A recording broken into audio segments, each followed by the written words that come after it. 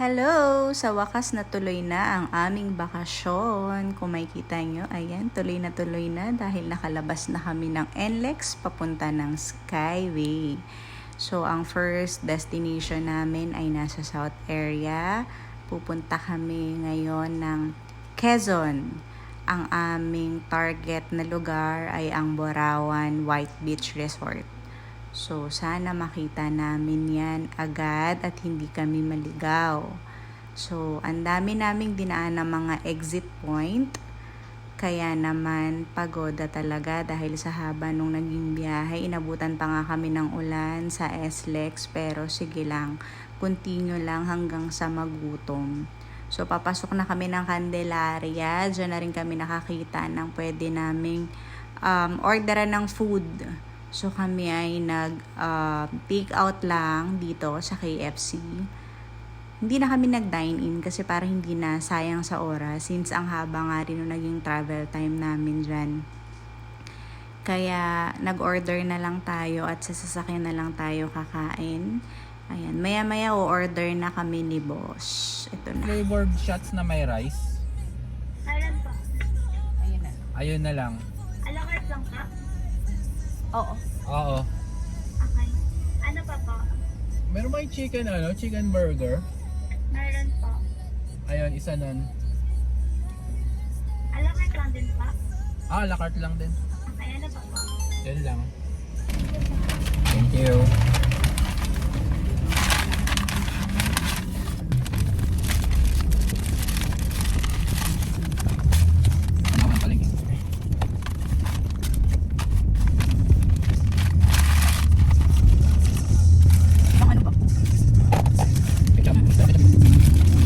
Very good.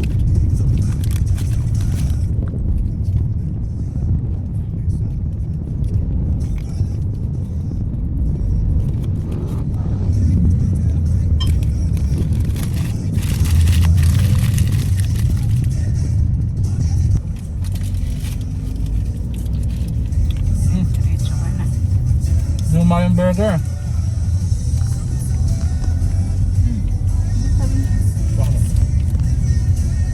Luma yung tinapay. No? Hang-hang. KFC ba yung nilalagan?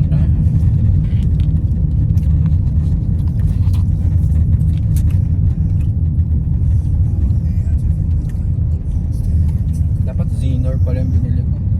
Mali ako ng sinabi. Kaya nga, kaya tinanong kita kung ano sa'yo.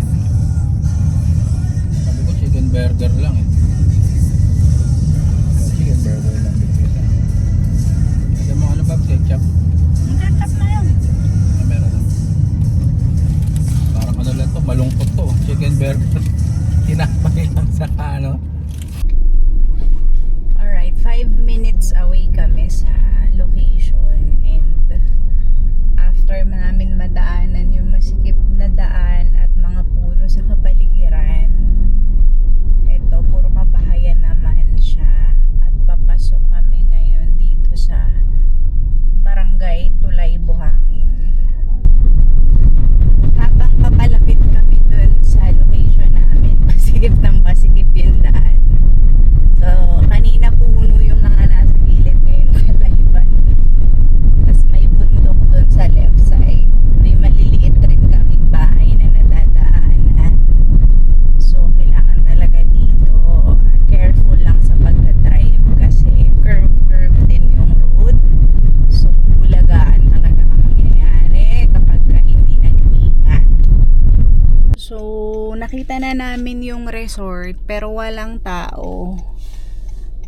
Bumaba si Mark para hanapin niya kung sino mang tao yung pwedeng makausap namin dito. Pero itatry ko na din bumaba kasi parang wala siyang nakita. Baka kailangan namin tawagan yung nasa page. Wala tang tao. Ha? Imposible. Baka may kailangan tayong tawagan. Patayin ko muna to, lakarin natin doon. Sige. 7 hours. 206 Kilometer. Ito yung Borawan. Hindi na ako bumaba. Pupunta kami dun sa isang isla, isang resort. Okay, palabas na kami ulit ng highway. At punta kami dun sa katabi na resort. Itong Isla Chica Resort. And mag-i-inquire lang si Mark bago kami pumasok sa pinaka-gate. And go. Mag-inquire po. May available room? Thank you. Yun, so lumabas kami ni Mark at kausapin namin yung admin. Parang admin area. Meron po yung pang couple. May 2.5 po. Pwede po makita. Then, ito yung room. Ito na po yun, Bo. Yes po. Baka siya, daming kwarto. Okay. Ito po sa 68% po. Kaya mapatay naman po. Pinipili namin sa po. Wala ibang guest kami lang. Wala ka dito. Okay. Yung CR. So, walang ibang guest ngayon. Kami lang. Kaya, ganun. Pwede naman po kayo magluto dyan. Pwede naman kayo magsaing po diyan. Kasama lang po yung sa 2.5 yung Okay. Sige. Okay, before kami mag-decide kung magstay kami dito o hindi, inalaw kami ni Kuya na silipin yung dagat. Kaya titignan muna namin kung anong meron. So, syempre, bagyo. Kaya walang tao. Wala masyadong nagpunta. Walang naka-check-in. Pero, ayan yung lugar. Malawak, guys. Maganda siya sa mga, magtutropa. Ayun pala, may tindahan, Babo. Kaya nga. Mini store. Yun may mini store doon. Ayan, punta tayo dyan mamaya. Maganda siya sa magtutropa kung gusto nyo ng maiba naman.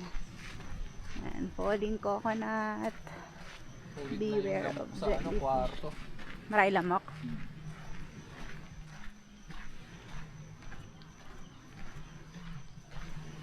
Dun ba sa wala tayong nakita kasi parang mga hotel na mga inn lang dun, di ba? Lalabas ka pa. Paglabas ng Kuya Max, 30 minutes away pa yun. maaga pa naman eh. Wala, Well, parang yeah. hindi tayo Pahinga din. makakapag-check-in dito. Parang pwede dito kung gusto natin magdi-day lang tayo, no? Oo. Kaya ano oras na? Pero parang hindi na din natin kailangan.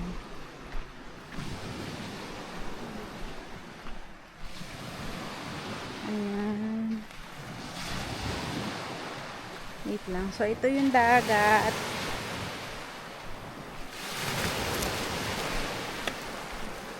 Siyempre dahil maulan, hindi siya ganun ka Mabato nga. mabato.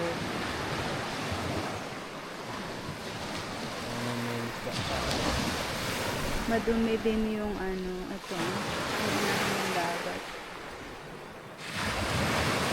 May mga aso. Sa city na lang tayo. Ayun. Apan ocular. Na may aso. May doggy na naman. Sinusundan na naman kami ng doggy. So, nakapag-decide kami na hindi na lang kami dito magstay. 30 minutes away, palabas na ng parang syudad. So, babalik kami doon. Doon na lang kami maghahanap ng parang mga inn or parang mga hotel-hotel kahit maliliit lang. Doon na lang kami mag-check-in kasi importante lang naman ngayon makapagpahinga kami bago ulit kami sumabak sa biyahe. Kasi as per maps, parang 4 hours, 5 hours away pa kami to Camarines. Importante lang makapahinga ang ating driver. Kailangan niya ng tulog.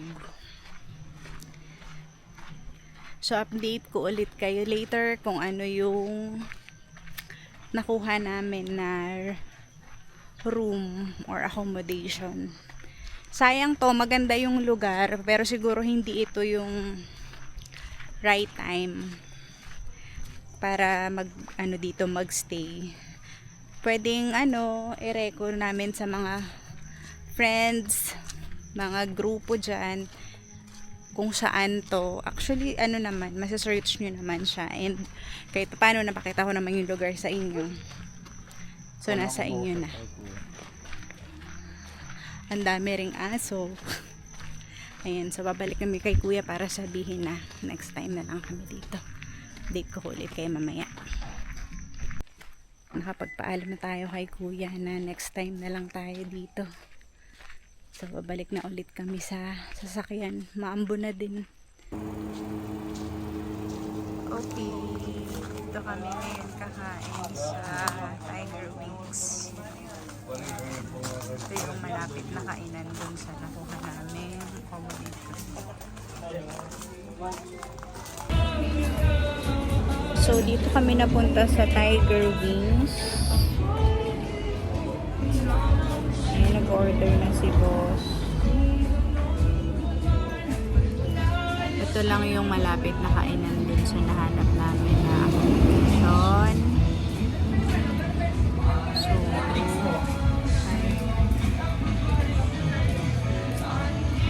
tanong lang si boss ano yung brief pala dapat ko. Ayun, so maya kakain na kami, tapos babalik kami sa accommodation. May pool pala yung accommodation, so mamaya try natin mag evening tour. Ang order namin sa Tiger, akin inasal, kay Mar chicken. Haha. Mga food trip lang. Kain na kami. Tapos na kami kumain, guys. Dito sa Tiger Wings. Let's go. Balik na kami sa parking.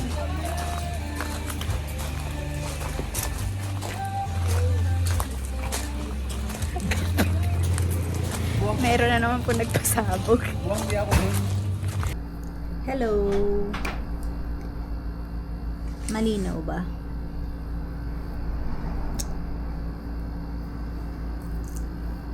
Liberato? Ang nakalagay sa wifi? Hindi ako nag-wifi. Eto. Capital L? Liberato 11. Ayan, so guys, after namin mag-drive ng mahabang oras, kami ay nauwi dito sa, ano pangalan nito? Capitanius Inn and Resto Bar. So, ito ay located sa Plaridel, Quezon. Hindi na kami natuloy dun sa Borawan kasi nga hindi okay para sa amin yung lugar to stay. So, tinahak namin yung papunta ng Kamsur, and dahil gabi na din at madilim na talaga, 6 PM pa lang madilim na yung yung dadaanan mong road. So, naghanap kami ng madadaanan namin na kahit papano ay pwedeng tulugan. So, dito kami napunta. Mura lang naman yung room, makakapagpahinga naman kami, aircon room naman din siya. May pool din, pwede kami mag-swimming bukas kung kakayanin pa, pero baka malabo na kasi ang plano namin, umalis ng maaga para makarating kami ng Kamsur ng at least tanghaling tapat. Tapos, hahanap ulit kami doon ng possible resort na pwede namin pagstayan. So, bukas ng umaga, i-tour ko kayo dito sa nakuha naming pagstayan muna ngayong gabi. So, yung room pala namin ay worth 1,900 lang, 1,900 with breakfast na yon for 2. Yon. So, yun muna yung update sa ngayon, and bukas na lang ulit tour ko ulit kayo kung ano yung mangyayari sa amin bukas. Kukwentuhan ko na lang ulit kayo. Yun lang. Salamat. Good night.